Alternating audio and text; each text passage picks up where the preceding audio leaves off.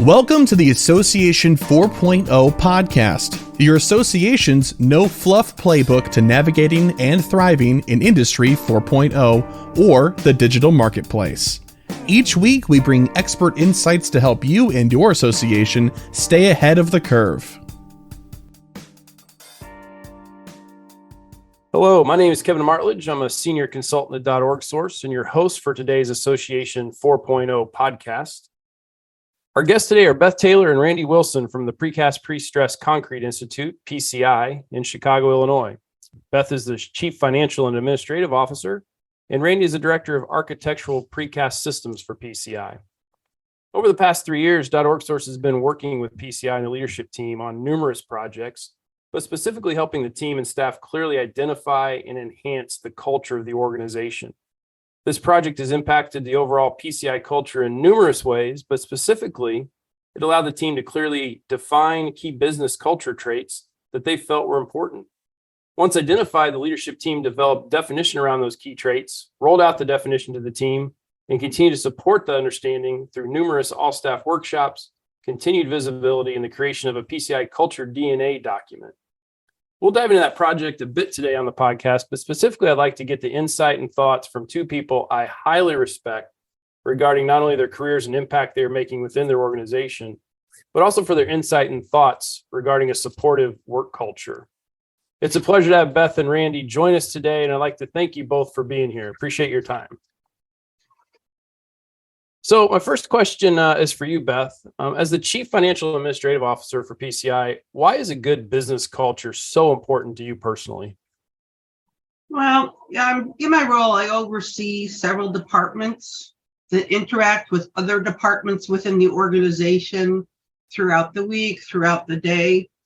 And I believe by treating your fellow staff respectfully and collaborating with each other creates a healthier environment where folks enjoy working together. One of the tenets of the DNA document was, I think it's the last one, Kevin, if I remember, it's to have fun. And folks need to enjoy working together in order to have fun. And that's important to me. Absolutely. And can you kind of tell us a little bit, Beth, before we jump into the whole podcast, can you kind of give us a summary of why the leadership team at PCI felt like kind of intentionally identifying and enhancing that culture was so very important? Well, I can tell you, Kevin, back before the pandemic, we started down this journey. PCI participated in the National Manufacturers Association Employee Satisfaction Survey. And our results were, I would say, less than stellar. As a result, the leadership team got together and worked with, I think, initially just ourselves. And then I believe we started working with you and Kevin and Sharon to kind of put together to work on culture. The concept was to start out with the DNA document that we put together, which identified those things that we wanted to aspire to and how to have a positive culture. And then we also came out of it knowing that we as leadership team members needed to show by example, and that we needed to, I think the terminology we used was walk the talk. Sure. That if our staff people, our subordinates did not see us taking culture important, how could we expect them to help change the culture too? Sure. And did that culture just change overnight once you started working on it? Oh, no. I think, well, we've been through almost 4 years of this now. And part of it was the pandemic got us in the middle. Sure. So it was kind of hard in that time to really intentionally work on it. But it has evolved, and as we've had more new people come on, they have been interested in understanding about our culture. And so it's taken a few years. We may have gone faster if we didn't have the pandemic, but we're not there yet. We're still working on it. Absolutely. Well, it's great to hear that you used some kind of assessment tool to kind of identify some of the areas that you were interested in enhancing in terms of your culture. And then, it is just, it requires leadership team to kind of buy into it. And I think that you guys have done a great job. We'll kind of talk a little bit more about that through today's episode. But Randy, I'm going to turn to you real quick and kind of talk about, you just completed a webinar series for your member organizations about the importance of building a great culture in their concrete production facilities. And for those of you that don't know, for PCI, I mean, that's who PCI supports primarily. And so I'd like for you to kind of give a brief overview of some of the topics we covered, because I do think that they are related to any organization, company, and honestly, team. And I know you're also passionate about those items as well. So from your perspective, what does good look like when it comes to a supportive work culture, regardless of the industry or environment that our listeners may be working in? Well, thanks, Kevin, for having us, and thank you for participating in our series, our series on plant culture. And we say plant culture, as you mentioned, precast concrete production facility, and those facilities have anywhere from 50 individuals to 500 individuals. They have a singular plant to multiple plants, so it was pretty much a broad base audience that we were speaking to. We're also speaking to associate members who were more of an administrative kind of facility. So we did try to hit that broad base with the topics, and I boil it down to consistency and alignment. And I start there because those are two action statements. You're able to, as a manager, you're able to when you're able to be very consistent with your decisions and how you treat people, and those actions are in alignment with your vision and mission statement, then what you start to do is you start building some trust with your people. They can trust you. You'll be there. You got their back. You'll do what you say you're going to do. You're staying consistent with the overall company's vision and mission, which typically an overall company vision and mission is alignment with how your customer buys and what your customer buys. And so that alignment is very important for a successful company, regardless of what you're doing. And then you have to have consistent action. We talk a lot about the shiny penny syndrome or the squirrel mentality. Mm-hmm. And it's great to consider different options. It's good when someone within your staff, or maybe something in the marketplace, or when your customers comes to you and says, "Hey, can you guys do this? This would be a really good opportunity." Or, "Can we do it this way? This would be a lot better way of doing things." And it's good to consider those. But at the end, everyone around you, internally, externally, will trust you and believe in you a lot more when you have the ability to say, "I'm making a decision because this is the best alignment for our overall mission and vision." And so that requires a level of collaboration, which was another one of our topics, which I think is very, very important for a successful culture. And that is, we kind of looked at it was, a lot of people look at it like too many cooks in the kitchen, but we looked at it like how many heads are better than one. So getting the right people in the room to solve your problems is a great way of being able to attack a problem very quickly, very efficiently, and then making sure that you get buy-in from as many people as possible. And then once that buy-in is done as a team, then you're able to communicate that out to the rest of the organization, and then you can hold everybody accountable to each other as that general concept becomes reality. So sure. Those are some of the few things. That was just part one of the series, by the way, Kevin. So, yeah. But I think those are the main concepts, and it set the table for the rest of our series. But I think those are the main concepts for what a good plant culture looks like. And I think, hopefully our listeners can kind of see how that aligns to, their organization and their team. Just because you're not out there, producing concrete, all of those things that you mentioned, like consistency, alignment, building trust, collaboration, those are all just so important as you build whatever that team is that you may be leading or working with. And, kind of as a follow-up to that, I've personally worked with a lot of organizations regarding building and assessing and developing cultures like I have with PCI. And one of the biggest hurdles I typically see is keeping the work around the culture development alive and having it become kind of a way of life for the staff. So can you kind of give us some insight into how PCI continues to keep the culture work that you're doing alive and impactful for the team? And what are some of the things you've done, and what are some of the things maybe in your past that you've done to kind of keep those good things in place and impactful? Well, for me, it's breaking down silos. People are people, no matter how big or how small. Isn't that Dr. Seuss? I mean, it's I think so. it's the basics. When you treat people with a lot of love, a lot of respect, regardless of what position they are, they could be above you on the org chart, or they could be at the bottom of you on the org chart. It doesn't matter. You're all equal on this planet. When you treat people with respect, and how do you respect people? By treating them kindly, asking them questions. Instead of just sending them a one line email, maybe you ping them with Teams, or you send a why email, or a I've got a problem, I'm trying to solve it. You might be a person that could help me. Is there a good time that we can talk to try to work this through? So respecting people's time, their workload, their personal time, and how they like to work. Some people like to work early in the morning. Some people like working in the evening.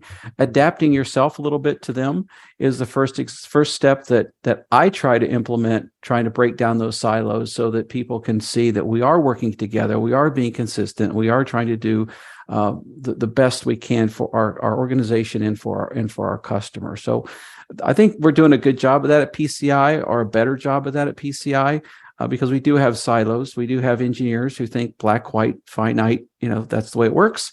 We have accountants like Beth, same thing. And her staff is like, hey, it either adds up or it doesn't add up. And then you have some HR and marketing that kind of work in the abstract a little bit. And that's where you have to live when you're dealing with people day to day. So different personalities, different upbringing, different backgrounds, just being respectful of people and appreciating for the person they are. Absolutely. And it kind of ties back to what you're just saying about alignment. You're really understanding the context within of how people work, how they like to take in information, how they like to make decisions, what kind of work environment they like. And the more you can kind of understand that as a leader, and align kind of your approach with that, certainly understanding that, hey, we got to get things done. It can't just be whatever you want all the time. But the more that you can align their perception with, what good looks like with what your perception is, and you align those realities together, I really think that's key to advancing any team in any organization. It's when we have those silos or that disconnect that really causes some problems. So that I agree with you 100%. That's a great way of talking about it. And one of the things we talked about was self-reflection. Every one of our series we talked about was self-reflection, perception versus reality. I think it's very important, regardless of where you're on the org chart, to be able to pull someone aside that you can trust and say, did I really see that the way? Did I act appropriately? Should have I done something differently? Humble yourself amongst somebody that you trust, so that you can look yourself in the mirror and modify some of your behavior so that you can help improve your company. So a lot of time the problem, if there's a problem and everyone in the room seems to do their job, maybe you're the problem. Yeah, isn't that funny? That could happen. Absolutely. I know as my career, I always ended up being, I was the problem, so I had to adjust all the time. Yeah, I can see that. Thank you. So Beth, you've played an integral part in helping to advance all the projects orgSource has helped PCI with over the years. And you've been there since the beginning of the Culture Enhancement Project, as you mentioned earlier. And the challenges that PCI was facing when you began to look at your culture and the advancement you've made in all the areas are relevant and evident to every association, in my opinion. And kind of using PCI as an example, can you share a few things that you felt have improved regarding the culture at PCI, and specifically the positive impact the enhanced focus has made on your team, specifically in how they work together, but also how they maybe are able to better support your membership and the overall mission of your organization? Can you talk a little bit about that for us? Yeah. Well, Randy, when I first started at PCI, I think now almost 6 years ago, there was a lot of distrust between the membership and the staff and the board and the staff. And, there still is some today, but I think we're doing better. But at the last board meeting, the board meeting said we had the best staff ever, which Bob has repeated to staff many times, because when I first started, that was not where the board was. I think a lot of that is because of how we have intentionally worked on culture. We have tried to implement a service mentality. I see now versus when I first started that the technical team and the marketing team and the accounting team, finance, IT, when there's a project that needs to be done, they don't say, well, this is mine, this is yours. It's more of who do we need to get it done?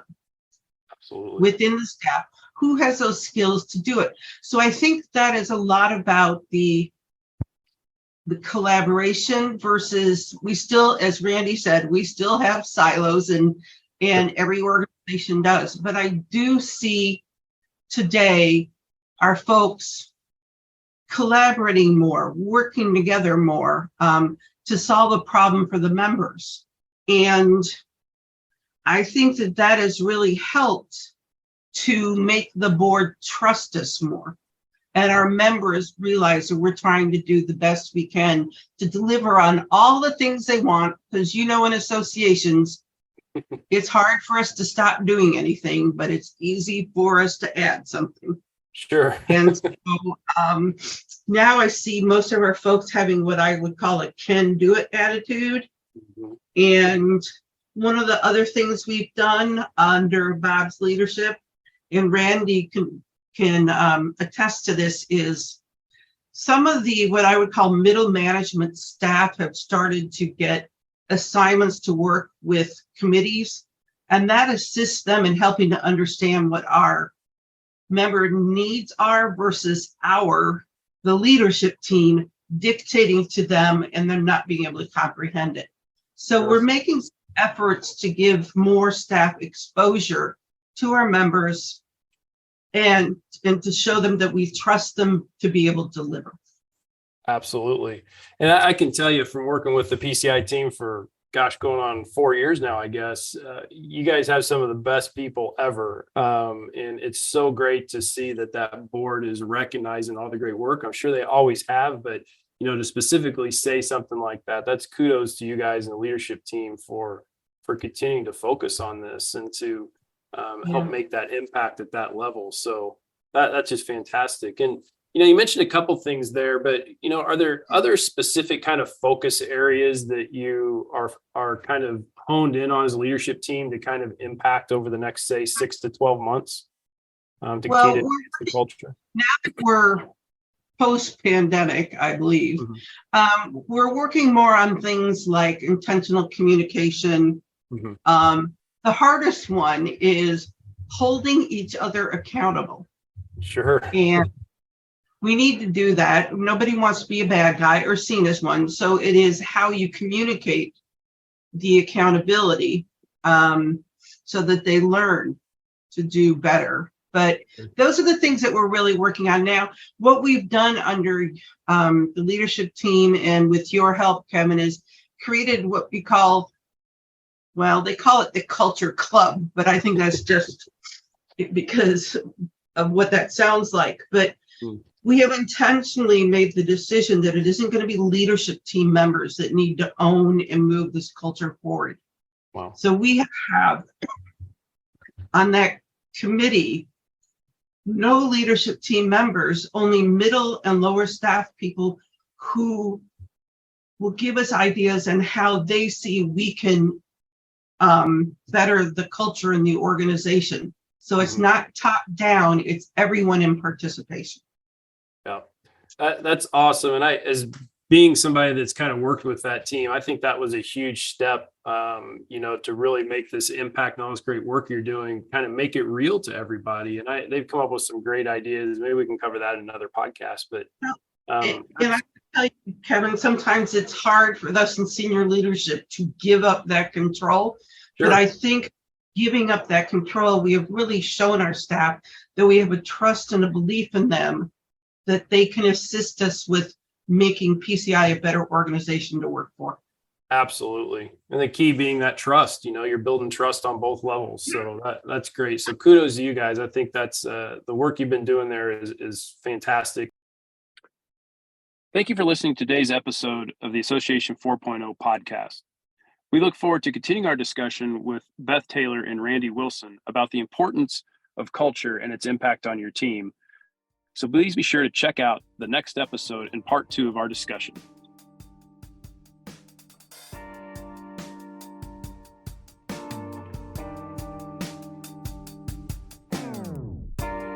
We hope you enjoyed this episode and discovered tips and information that will add value to your leadership style and your association.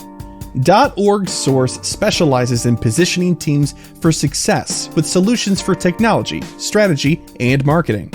Please contact us at info@orgsource.com or visit www.orgsource.com to find out how to keep your organization on track to Association 4.0.